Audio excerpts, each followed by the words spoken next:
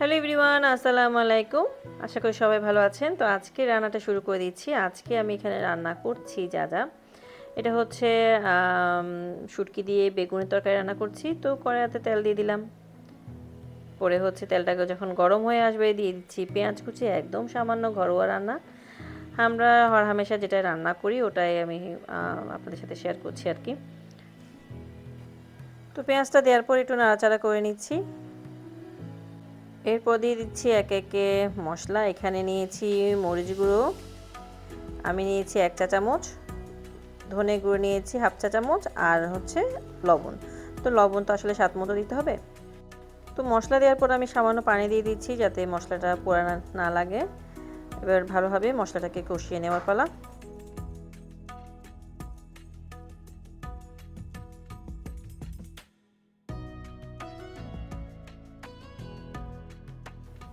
এবার দিয়ে দিচ্ছি এখানে লোটে শুটকি নিয়েছি, আমি ভালোভাবে ধুয়ে পরিষ্কার করে নিয়েছি। এবার এটাকে ভুনে নেওয়ার পালা।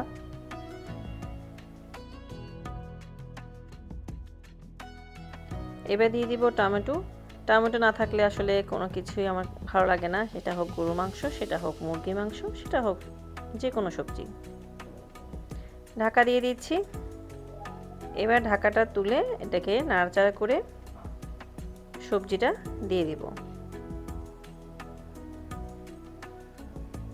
এটাকে আলতোভাবে নাড়াচাড়া করতে হবে, তা না হলে শুটকিটা ভেঙে যেতে পারে।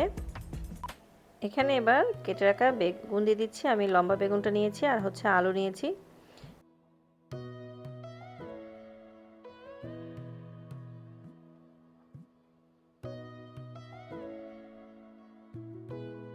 এবার ভালোভাবে নাড়াচাড়া করে নেওয়ার পালা।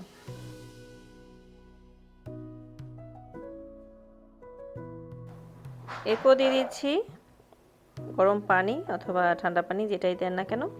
পরিমাণ মতো পানি দিয়ে এটাকে ঢাকা দিয়ে বলক উঠিয়ে নেওয়া পালা। এটা সিদ্ধ করে নিতে হবে। এরপর ধনে পাতা দিয়ে নামিয়ে নেওয়াবো। আর কিছুই না, এখানে আর কোনো বাড়তি মশলাই নেই, সহজ রান্না।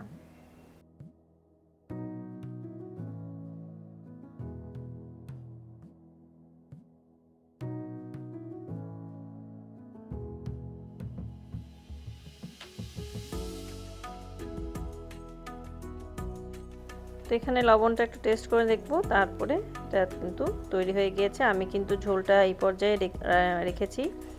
আমি একটু ঝোল রেখেছি। আপনারা যদি মাখা খেতে চান তাহলে আপনাদের মাখা করে রাখবেন আপনাদের পছন্দ অনুযায়ী।